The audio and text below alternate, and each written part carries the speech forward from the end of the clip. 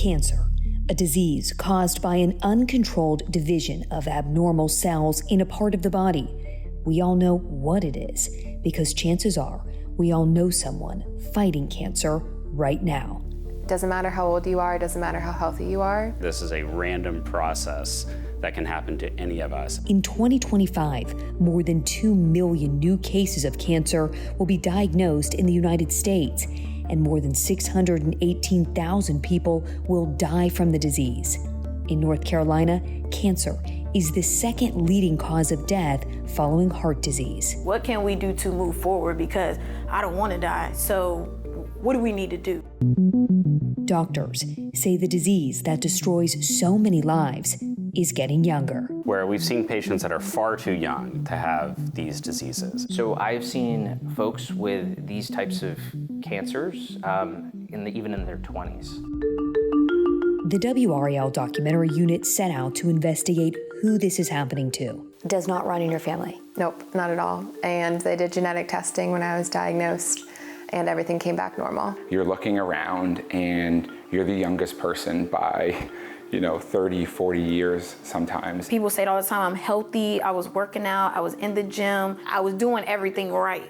How did this happen? Well, one of the things that went through my mind is why? And you have to believe that there's an environmental influence. Is there something in the diet? Is it associated with low fiber? So you really think food is a big one? It's hard to ignore. And what's being done in North Carolina to save lives. You think to yourself, like, what is our common denominator? Why are we all getting it? What is it?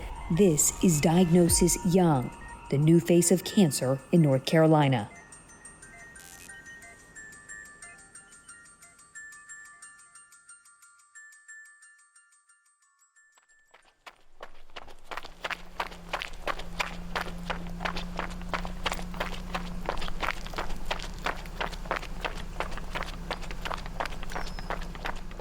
You run all the time still? Yes. How often?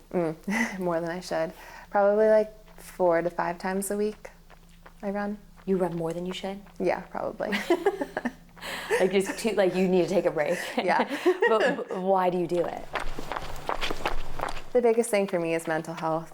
Also being an athlete for my whole life, I need something where I just get outside and just kind of push my body to the limit. My name is Hope Reynolds, and I was diagnosed with breast cancer at 21. This is my life. This is my life over the last 4 years. The first thing you notice in 25-year-old Hope Reynolds' apartment is this giant picture wall, like an Instagram feed come to life. This is at our white coat ceremony. This is my roommate and I. This one was at the Duke Notre Dame football game, and we were on TV. And my friends and I were so excited that we were on TV. We thought we were like famous. But unlike Instagram, it's not just the highlights. So this is my tattoo and my mom's tattoo. Tell us what the middle says there. It says, pray big, worry small. But I just loved it because it's kind of how we live our lives. Yeah, and I feel like cancer has brought on that mindset. Tell me about your diagnosis. So tell me about that time in your life. It was starting my senior year of undergrad at Hope College in Holland, Michigan. I was a swimmer, so we were just getting changed one day in the locker room and had noticed some changes in terms of my right breast. And my roommate, she kind of pointed it out, and not in a bad way, but we kind of made fun of it. We were like, oh my God, that's so weird. Kind of ignored it for a couple of months, and then ended up just getting really sick towards the end of August. Really bad migraines, was not able to eat anything, and just throwing up everything that I put into my body. So I called my mom, and she asked if I had done a self-exam, which I had never done before because I was 21 at the time and didn't think that that was something you even had to do that young. So when we hung up, I did a self-exam and I found a lump. About a week later, I met with my primary care physician, and they wanted me to get a mammogram done. And I called the place where I was going to get the mammogram done, and they said that they wouldn't give me a mammogram because I was so young. And they were like, okay, well, let's get an ultrasound then. And I still remember the person who read my ultrasound came in and said that she saw something that was concerning, but the odds of it being cancer were so low because of my age.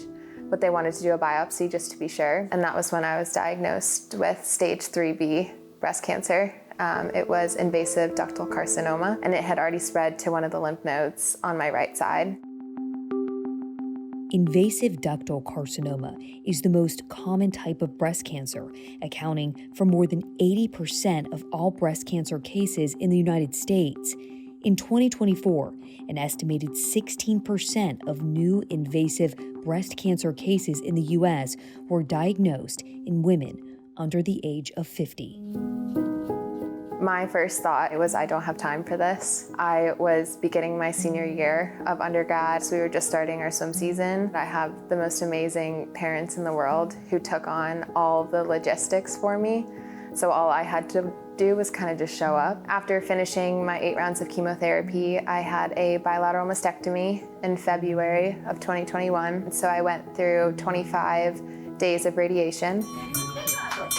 What was the toughest part of all of that? Out of all of that, I would say the toughest part for me was losing my hair. I didn't want to accept that it was real, but when I had to cut my hair, and then as my hair started to fall out, like there was no way to ignore it anymore. But I will say I feel like now looking back on it, the hardest part for me has been life after cancer. What has been the tough part after treatment? Yeah, I think the hardest part for me has been learning to trust my body again, because I don't understand and there'll never be any reason as to why I got it so young. So you ran 5 miles a day, super healthy eater, doesn't run in your family. You still got it at 21. Yeah. Do you ever think, what could this be? Could it be the food? Could it be, like, do you ever go through those scenarios? I mean, I've heard all about things like plastic in the environment, makeup, food, stress, all of that stuff. And I find it interesting to learn about, but I don't know if I'll ever really know why I got it at 21. Tell me about that time in your life, a couple years prior to that, where you were doing My bodybuilding shows. Yeah.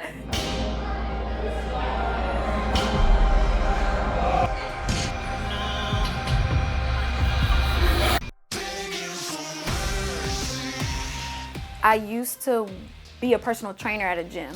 I met this lady and she would tell me all the time, like, I think you should compete. And I was like, okay, I'll give it a shot. You know, I didn't have no kids. I was just kind of doing my own thing. And I did my first show. I did really good. I won because they go by like your group, and that's pretty much like height-wise. So I won that. Fast forward, I moved to Virginia like a couple of years later. I had my daughter. And so I vowed to myself, I'm like, okay, by the time she's 2, I'm gonna step on stage again. And so I stepped on stage and she was 2. And I did really well at that show too. I placed well, but I didn't win or anything like that. It was fun while it lasted. I love watching people do it, and I'll go to shows, but I'm just like, yeah, it was fun while it lasted.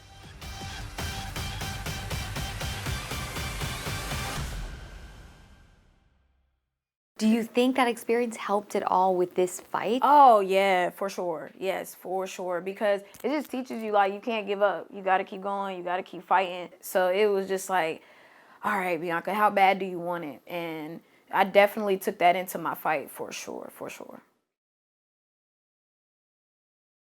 My name is Bianca Harvey, and I was diagnosed with colorectal cancer at 34. 2023. In the beginning of the year, I started having like some stomach pains, and so I went to the ER a couple times. They were all telling me the same thing. It may be GERD, which is like some type of stomach issue. This is an unbearable pain. I'm coming home, I'm crying, I'm crawling on the floor, and y'all are telling me y'all think this is just GERD? And then once I got the colonoscopy, that's when I found out, like, oh, I have colorectal cancer. Colorectal cancer, or colon cancer, is the leading cause of cancer death among men under 50 and the second leading cause of cancer death for women under 50 after breast cancer. When you got the diagnosis, when they told you the words, what went through your mind? I try to be optimistic about it because my dad had just beat colorectal cancer in 2019. I was like, okay, if my dad was okay, then I should be okay too. So when we met with my doctor up at Duke, That's when he told, I'm like, why am I having all this pain in my pancreas? Like, I know it's colon cancer, but like, what is going on? And he was like, oh, because it has spread now. So he was like, you're at stage 4. So then that's when it was like a shocker. So we were like, whoa, what do you mean like stage 4? Like, what does that mean? You are like one of the biggest drops. I say all the time, my doctor, he was so calm. He was like, it is stage 4, but we do have a plan in place. We are working on some things. And I felt like that gave me some comfort. If he's not like going crazy about it, then I'm not either. Also, I have a daughter, so I was just like, I'm not ready to talk to him about that yet. If we'll cross that bridge if we get there or when we get there. But if he's calm, I'm gonna be calm in this moment. So tell me, you mentioned your daughter a couple times. Like, how old is she? What's her name? She is 9. Her name is Kaylani, and she is the light of my life. Good job, good job. She is the main reason, one of the main reasons why I fight so hard to be here every day. There you go. Good job. Good job. Because I don't want to leave her here by herself. Although I have an amazing support system, my parents, my mom, my dad, everybody's wonderful, but it's just nothing like having your mom. It was just like, okay, like, what can we do to get me out of this? Because I don't want to die, so what do we need to do? I was getting chemo every 2 weeks, and I was also coming home with a chemo bag, so I was still being administered chemo for another 46 hours. It was hard, it was hard. I think the worst part was coming off of a treatment and then trying to recover and starting to recover and then going straight back. Chemotherapy was about 18 months, and I just transitioned to immunotherapy in November of last year. And it's been such a big difference. Bianca is continuing treatment. Her doctor at Duke told me her tumor has shrunk by 50%. She often wonders how and why this happened.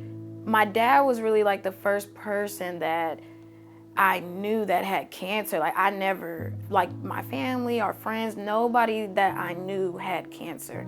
So even with me dealing with it at 34, for me, it was just like, this is insane. It's like, people say it all the time, I'm healthy, I was working out, I was in the gym, like I was doing everything right, But I just think, GMOs, them putting things in our food, what we wear, what we put in our hair, what we put on our nails, genetics too, but I do think environmental has a lot to do with it. Your age, though. I mean, do people say you're so young, you're too young? Is that something you hear a lot? I do. And, when they tell me that, I think about the babies that are going through it. But I think about the little ones that are going to radiation and treatment, and some of them that make it, some of them that don't make it. I follow a lot of people on social, I'm sorry. But I follow some people on like social media. So this was Luna. This is a young lady that I had started following when I first got cancer. She had cancer, and she might have been 11 or 12, and she was doing really good, and then it came back, and she was trying to fight it, but she didn't make it. So when people tell me that I'm young, I think about them, because they're babies, you know what I'm saying? And it's just hard. It's very, very hard. But what do you do? Just like you push forward and you have faith, and you just keep, just keep moving forward. And deserve the break, yes. obviously. Have faith in your doctors, have faith in yourself, because I feel like it's my fight, but it's our fight.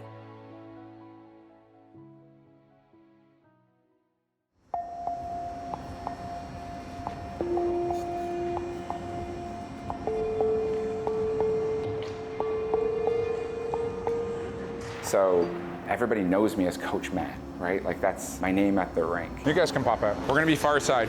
We just got one corner, one group. A little sharper, big push. Obviously as an athlete, I'm always trying to encourage The workhorse in the house. and teach my athletes to be courageous and be brave Make sure you're switching your hand at the same time as your feet and a little sharper. and to be responsible. And More curve, curve.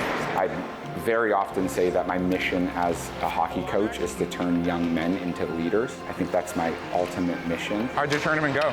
And so cancer's just given me kind of an extra arm to that mission.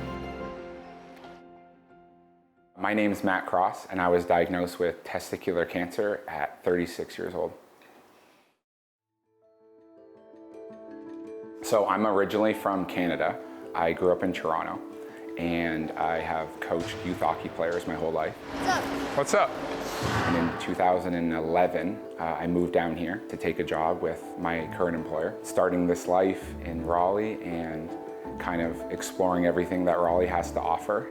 My dad was actually down here on a trip from Canada. He was going through some things with his heart. And so my dad was trying to connect some of the dots. And so I actually promised him that I would put on his Apple Watch to take the EKG reading on your Apple Watch. And I did that, and it came back abnormal. And that was really strange. And so at the end of the trip, I promised my dad that I would go to a GP to get my heart condition checked out. I had a lump on my testicle that was there for a number of months, and typical guy, I figured I'd go to the doctor when I had a real reason to go to the doctor, and was probably a little bit scared and ashamed. And so while I was getting my physical, I said, hey, why don't you check out this lump that I have? It ended up being cancerous. I was stage 2B. So stage 2B means that the cancer originated in the testicle, but then moved up into my stomach, so into a closer region. Testicular cancer is the #1 most common cancer for men ages 15 to 35. Standard treatment for testicular cancer is an orchiectomy, so they remove the testicle that is cancerous. What's incredible is chemotherapy with testicular cancer is pretty much a medical miracle. A guy named Dr. Einhorn kind of came up with the chemotherapy regimen that has now taken the cure rates to almost 98% if it's caught early. And so I went through 3 cycles of chemo. You're going 5 days in a row for about 5 or 6 hours, and then you have a 2-week break, and you repeat that 3 times. Beautiful. And so when I got diagnosed, it was like, oh, Coach Matt's got cancer. And so that news obviously spread pretty quickly. I had people that came and sat with me during treatment. A lot of the local hockey teams taped their sticks purple and put ribbons on their jerseys. And so how blessed was I that I had this huge community and network that kind of rallied around me. And so it was really a big part of my fight was I can't let these people down. I have to, show these people what you do. And I'm sure that plays in the nonprofit. That's exactly kind of how the nonprofit became an idea. It's called the Raleigh Testicular Cancer Foundation. Our slogan for our charity is check your acorns. And that's kind of like a clever, cute way to encourage men and young people to perform self-checks. We're trying to tear down stigmas so that men book that doctor's appointment and that annual physical. And obviously, as a career coach, there's an arm to all of these kids and young people that I work with at the rink. And when I went through cancer, I think I kind of became a cancer life coach. As a new cancer patient, the first thing you kind of look up online is you see all these stories of people ringing the bell and being in remission. And so I know when I first went in to start treatment, I looked around and I'm like, there's no bell in here. And the story goes, when I came in for my very last day of treatment, they had installed a bell. And so I was able to have a celebration and ring it. It was a really important milestone. I say that too, as a cancer patient and survivor, you learn to celebrate all the wins. The small ones, the big ones, all the little things become such a bigger deal. If you have cancer or not though, right? If you have cancer or not. I'm just truly filled with so much more gratitude. And how amazing is that? It's like the most amazing thing that ever happened to me was getting sick, which is incredible to say, right? I mean, it's nuts. No pun intended. Bianca, Hope, Matt, all with the same diagnosis, young. Between 2010 and 2019, early onset cases of 14 different cancers increased in at least one younger age group. That includes colon, breast, uterine, and testicular cancers. Sure enough, when the data came out, none of us were surprised that these are increasing in incidence. 1 in 5 people diagnosed with colorectal cancer are now under 55. It's expected to go up by a total of 30% of where we're at now. More women under 40 are being diagnosed with endometrial or uterine cancer. Rates have gone up more than 3% every year. Seeing patients that I knew being afflicted with this disease who were younger and had young children, it had a profound effect on me, and I actually changed my research trajectory. Tell me, when did that happen? There was 2 patients actually, and they both lived in the neighborhood across the street from me. And one of the patients, her children were about the same age as my children, and we were, all on swim team together, and would see them at the pool. That was probably the moment. And it's hard, it's so hard when you see someone with advanced disease and there's not a lot you can do to help them. And did she make it? No, she didn't. But she inspired what we're doing today.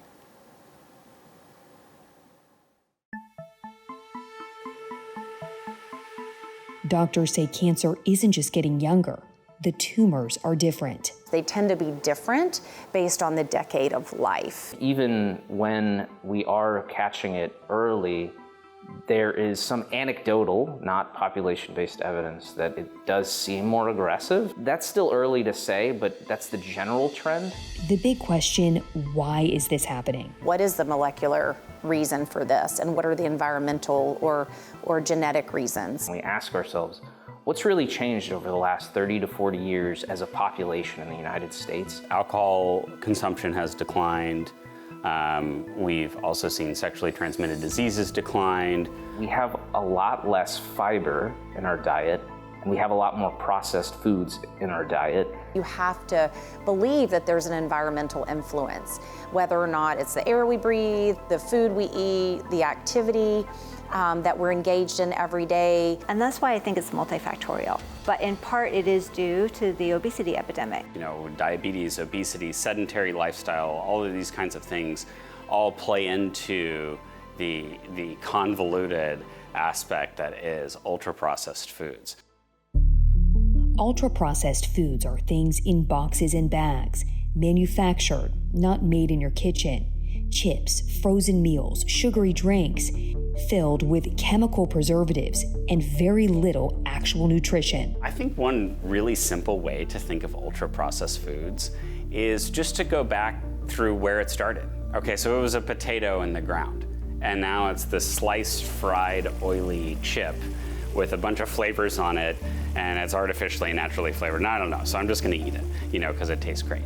And that's fine that we do that occasionally, but if it's our mainstay of different meals, it can be a real problem. We've gone from an environment where you used to eat food that came out of your own garden to an environment where now everything's bought at the grocery store, and a lot of people don't even eat raw foods or vegetables. Nearly 75% of food consumed in the U.S. is considered ultra-processed. One analysis found a 10% increase in ultra-processed food in your diet could raise your overall cancer risk by 13%. Another study found men who ate the most ultra-processed foods had nearly a 30% higher chance of getting colon cancer. It's very hard to ignore that. Dr. Nicholas DeVito at Duke, who believes so much that food is a factor in causing cancer, he wrote an op-ed about it, says it's still a theory. He said more research on more patients is needed,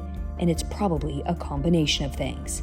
All the processed food, you as a doctor, so what are people supposed to do watching this at home? So I think there's kind of like the daily choices that are made, and there's also the insistence on why don't I know? Why don't I know how this affects what's in my body? So that lack of communication with the public is something that the public can insist on. The FDA and other organizations in the government work on your taxpayer dollars. There is groundbreaking research happening in North Carolina to figure out why cancer is getting younger. Duke started a working group called YOGI. YOGI is the Young Onset Gastrointestinal Cancer Group. The laboratory investigators, the public health, the primary care, radiation oncology, surgical oncology, gastroenterology. They share data, lab results, and research through a digital biobank to figure out what's causing patients under 50 to get this disease. So we're able to follow every patient that is diagnosed with a gastrointestinal cancer going forward and going backwards at Duke. And being able to tell my patients that when they come in and they feel alone, like, why am I diagnosed with this? I thought this was a disease that doesn't happen in people my age. No, actually it does, and we're studying it and we're trying to understand why. Because so much of understanding cancer is realizing it can happen to anyone. I mean, Bianca is a great example of this because she is someone who is healthy, and this should have never happened to her on paper. Come in. Hey, how are you? So good to see you. Good to see you too. Bianca's doctor at Duke is Dr. Nicholas DeVito. She remembers when he told her her cancer had spread.